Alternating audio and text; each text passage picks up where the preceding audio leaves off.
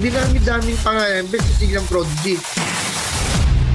If you don't want to settle for draw, if you want to win against white, you can play the aggressive Sicilian Prodigy. Kaya Prodigy, kasi we envision each child, each client, each student as a potential genius. Sicilian Prodigy is a fighting opening.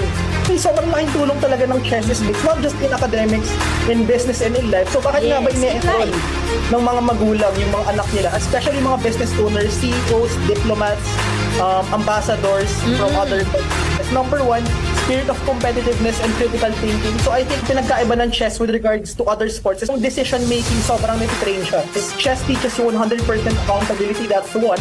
Number two, yung decision making aspect, weighing the consequences of your action. So pag touch move na hindi mo na pwede balikan yun. So pag na-blunder ka, susuko ka na lang ba? You cannot undo your moves but you can make the next moves better.